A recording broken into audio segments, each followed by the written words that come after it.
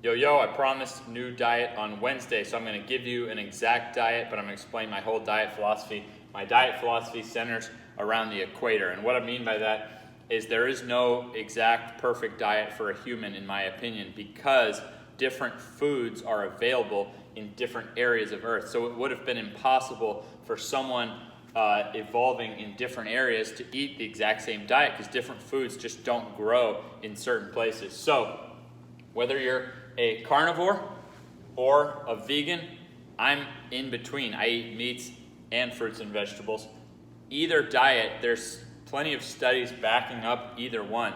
I believe in eating both, but it doesn't matter. You can follow this principle. The principle centers around eating what is actually naturally occurring where your genetic line evolved. And a really rough way to do it is, yes, if you're lighter skinned, then you're thinking more northern, and darker skinned more by the equator.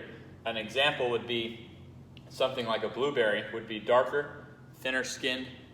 Something like blueberry, kale, these are darker, thinner skinned fruits and vegetables, whereas say a watermelon or something has a thicker skin.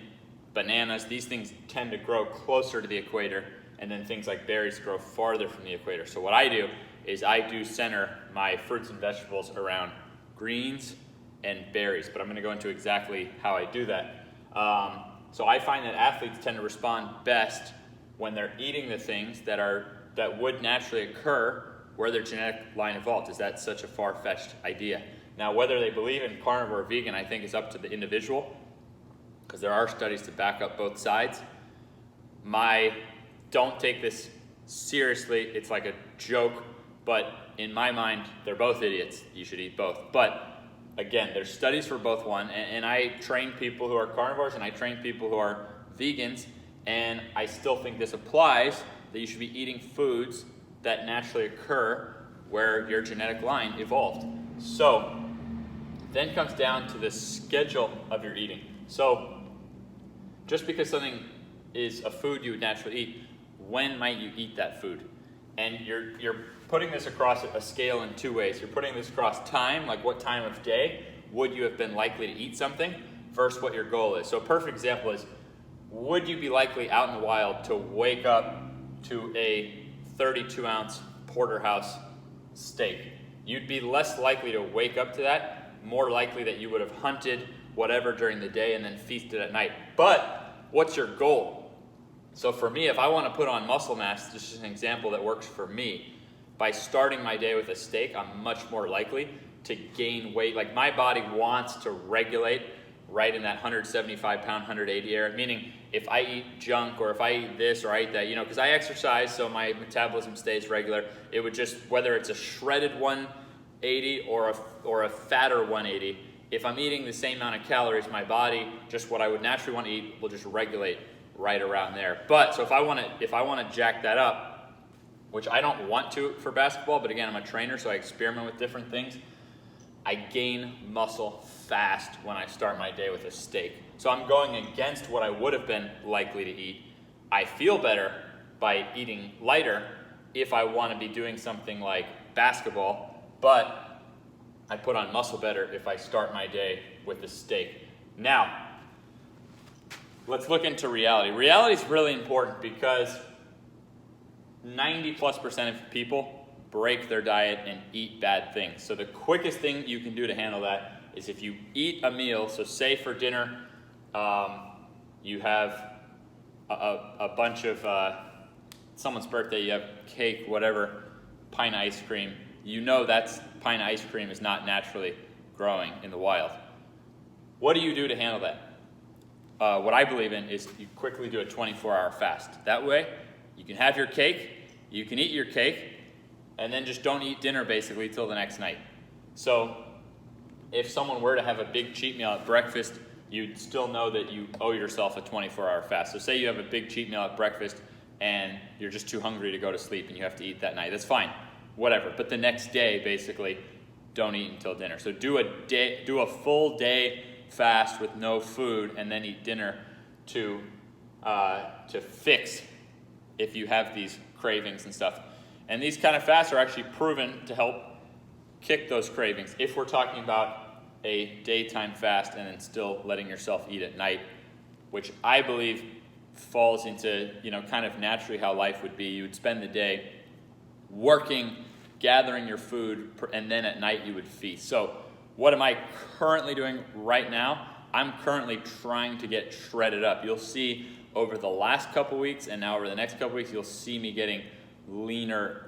I'm trying to rip off any possible body fat. And the way I do that is during daylight. Like if there's daylight out, all I'm allowed to have is espresso and cream, because that just gets me through my day. But that's it. Just espresso and cream, that's it. 0 carb. Then at night, I start with a layer of protein. So I eat as much protein as I want. So that might be, 2 16-ounce steaks or something like that. But I eat as much protein as I want. And what I find for myself, once I've eaten as much protein as I want, I kind of still want a salad or something like that. So then I'll have a salad. I might have a big salad. I might have whatever I want greens-wise. But then I find, a little later at night, now I'm craving a little something sweet. I can still pound down like a bunch of berries, raspberries, blackberries, whatever. So then I do the fruit. And I would maybe, for my genetics, I'll have apples, maybe some of those, what do you call them, like little kind of in the peach family. I forget what they're called, plums or something like that. But I try to center it around berries, and I'll kind of look at what fruits grow where. Mainly centered around berries, but there are some other sort of northern fruits. So that would be an example of maybe at 7 o'clock I'm eating as much protein as I want, and then at 7:30 I'm having a salad, and then at like 8:30 or 9 or whatever I'm pounding down fruit. In that order, I find my body. Once I'm full on protein, I still want salad or veggies. Once I'm full on that, then I still want fruit. And keep in mind, then during the day, per my knee program, I always do some kind of reverse work.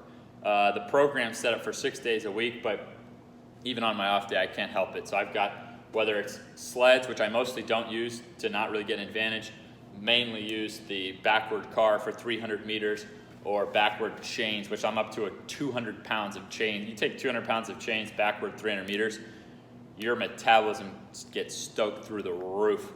Hormones go through the roof. So during the day, I'm just shredding off.